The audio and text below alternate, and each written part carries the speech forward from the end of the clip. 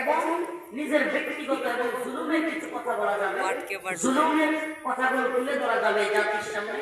হ্যাঁ, ভালো মন্দ দিকগুলো বিবেচনা করে মানুষ বিবেচনা করবে, কিন্তু আমরা অবশ্যই এটাতে আমাদের প্রত্যেকেরই দায়িত্বশীলতা আছে। বিশ্বাস করে এই দায়িত্বশীলতা এখন যদি আদায় না করি, 4 দিন পরে আফসোস করবেন, হাই হাই আমরা এই মঞ্চটারে আবার আওয়ামী লীগের মতো অবস্থা চলে গেলাম।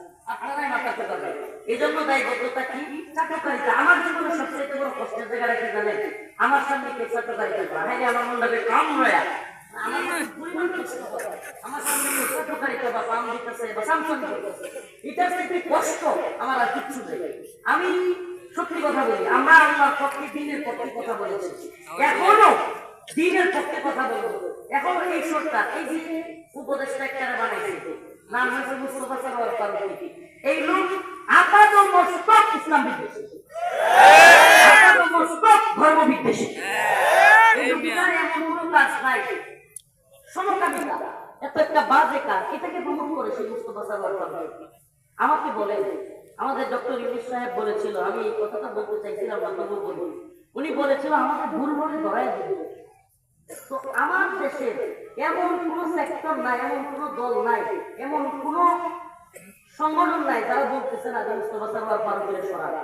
তাহলে আপনার ভুল ধরাই দেওয়ার পরে কেন সরাচ্ছেন না? এই কথাগুলো আমরা এই মন্ত্রগুলো থেকে বলবো কেন? এটা ইসলামের সাথে সামঞ্জস্যপূর্ণ। এটাকে যদি কেউ বলে যে রাজনৈতিক বক্তব্য দেন, আমি বলবো আপনি ইসলাম বুঝেছেন। আমি নির্দিষ্ট কোনো দলের পক্ষে কথা বলতেছি না, আমি কার পক্ষে কথা বলতেছি? আল্লাহর পক্ষে কথা বলতেছি। যারা দ্বীনের বিরুদ্ধে যাবে, এরা যেই দলের বিরুদ্ধে যাক, আমি তার বিরুদ্ধে।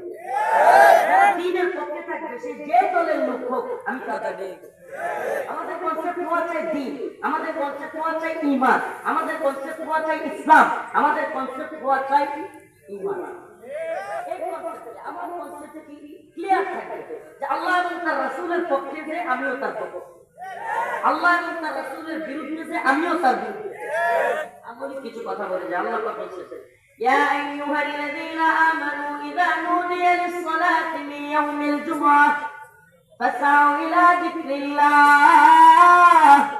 ওয়া দারুল বাই'।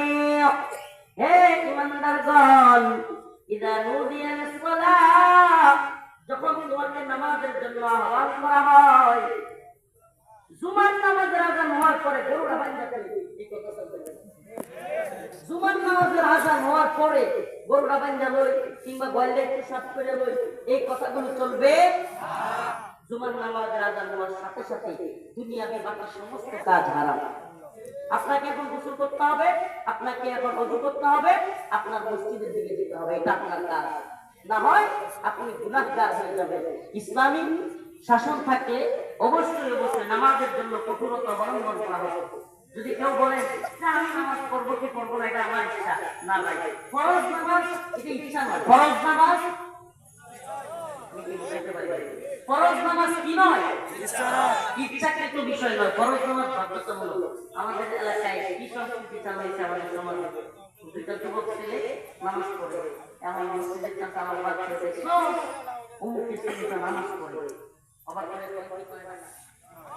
অথচ হওয়া উচিত কি ছিল যে দেখছো অমুকের ছেলেগুলো নামাজ পড়ে। আমাদের কনসেপ্ট ছিল এমন যে দেখ অমুকের ছেলেগুলো কি করে না, নামাজ পড়ে। অথচ আমরা এখন অবাক হয়ে কি বলি, অমুকের ছেলেগুলো নামাজ পড়ে। নামাজ তো পড়াই লাগবে, আমরা মুসলমানের সন্তান। রাসূল বলেছেন, যে ব্যক্তি মান তারাকা সালাতান ওয়াহিদাতান মুতাআম্মিদান ফাকাদ কাফারা, যে ব্যক্তি ইচ্ছাকৃত নামাজ পরিত্যাগ করলো সে ব্যক্তি কুফরি করলো। ইমাম আহমদ ইবনে হাম্বল এই হাদিসের আলোকে বলেন, যারা ইচ্ছাকৃত নামাজ ত্যাগ করে তাদের জায়গা কোনো মুসলমানের কবরে হতে পারে। মুসলমানের কবরে দাফন করা যাবে না। ও ভাই, ছেলেটাকে মাদ্রাসায় দিলে, ছেলেটাকে আলেম বানালে, হাফেজ বানালে, ছেলেটা যদি নামাজ পড়ে, বিশ্বাস করেন ওই ছেলেটা মা বাবাকে কষ্ট দেবে। মাদ্রাসার এক খোলা বগুড়ায় এদের গুণ করে লেগেছে এই মিথ্যা প্রোপাগান্ডা আর ভারতের রয়েল এজেন্ট মিডিয়াগুলো ইসলামপন্থীদেরকে যত ভাবে কালপিট বানানো যায়, এরা এই ব্যর্থ চেষ্টায় লেগেছে। আজকে নিউজ, ওই যে বগুড়ার যে ছেলেটা সাহায্য নামে, ওই ছেলেটা আজকে নিউজ হয়েছে, ছেলেটার মাকে খুন করে নাই, বরং ভাড়াটিয়া হিন্দু, ওই হিন্দু ভাড়াটিয়া এক মহিলার সাথে প্রেম করছে, ওই মহিলা ডান্সে বাধা দিছে, ওই হিন্দু ভাড়াটিয়া খুন করছে। এদেশের মিডিয়াগুলো কি পরিমাণ প্রপাগান্ডা চালায়, এখন পর্যন্ত তদন্ত চলমান। কিন্তু আমার বক্তব্য হলো, তোরা যদি এই ছেলেটাকে তদন্ত শেষ হওয়ার আগে মাকে খুনি বানায় দিচ্ছে, আচ্ছা বলেন আপনার মারে আপনি খুন করছেন, এটা মিডিয়াতে প্রচার হয়েছে, আপনার গ্রেফতার করছে, অনেক সন্তান তো আপনার করতে পারে কষ্টে দুঃখে আয় হ্যাঁ বলে কি আমার মা মারা গেছে, আবার আমারে খুনি বানানো হচ্ছে, এই কষ্টে যদি ছেলে আত্মহত্যা করতে, এটা কে দিত আমাকে বলে? এই মিডিয়াগুলো, এই ভণ্ডগুলো এবং এই র্যাব সদস্য যারা তদন্তের পূর্বেই এই ছেলেটাকে খুনি বানিয়েছে, এদেরকে বিচার আওতায় আনা উচিত, এদেরকে বিচার আওতায় আনতে হবে। এই ছেলেটাকে খুনি বানিয়ে আজকে সবার সামনে দেখাচ্ছে। আমি প্রথম যখন ভিডিওটি দেখছি, ছেলেটার মনের মধ্যে কান্না এবং তার কথাগুলো গলা ভাঙা, তখনই বুঝতে পারছি এখানে সাধারণ নাটক আছে, নিশ্চিত কাউকে আড়াল করা হচ্ছে। এদেশে আমি আপনাদেরকে একটা তথ্য দিই, কারাগার থেকে আমরা আলহামদুলিল্লাহ ওই সাবেক এনএসআই প্রধান রেজ্জাকুল হায়দার, একটা ভালো মানুষ ছিল আমি যতদূর জানি, রেজ্জাকুল হায়দার বকুল, এই লোকটা ভিতরে আছে, বিএনপির অনেক সিনিয়র মন্ত্রী ভিতরে ছিল আমাদের পাশাপাশি, অনেক বড় বড় জামাত নেতা, জামাতের আমির সাহেব আমাদের সাথে ছিল, শফিকুর রহমান সাহেব। তো আমি ভিতরে থেকে আলহামদুলিল্লাহ, কারাগারে একটা মজার বিষয় আছে, কারাগারে সব কথা বলা যায়, কারণ ওখানে তো আর কেউ কেউ গ্রেফতার করবে না, গ্রেফতার করে নিব কোথায়, এই জন্য সবাই মনের কথা বলতে পারে। আমি সেই কথাগুলো জেনেছি, আস্তে আস্তে সবগুলো এগুলো একেবারে ক্লিয়ার এখন বাহিরে এসে দেখতেছি। ভিতরে থাকতে শুনেছিলাম যে ডক্টর ইউনূস সাহেবকে প্রদান করে হাসিনা যাওয়ার পরে একটা সরকার গঠন হবে, এটা আমি যখন বেরোইছি হাসিনা তখনও যায় নাই, আমার এলাকার সবার লোক মোটামুটি আমি বলছিলাম, আমার সাথে যারা পরিচিত, এটা দেখলাম। আবার ওখান থেকে শুনছিলাম যে বর্তমানে বাংলাদেশে দুইটা সেক্টর সবচাইতে বেশি রয়ের দখলে, ইন্ডিয়ার দখলে, এর একটা হলো মিডিয়া আর একটা হলো এই যে তথাকথিত সেলিব্রিটি জগৎ, মানে ওই যে মিডিয়া জগৎ, যেগুলো হইলো নর্তকী, নায়ক নায়িকা, গায়ক গায়িকা, এগুলো হলো রয়ের দখলে। বাস্তবতা এখন টের পাচ্ছি, এই মুস্তাফা সরোয়ার ফারুকীরা এরা হলো ইন্ডিয়ার দালাল।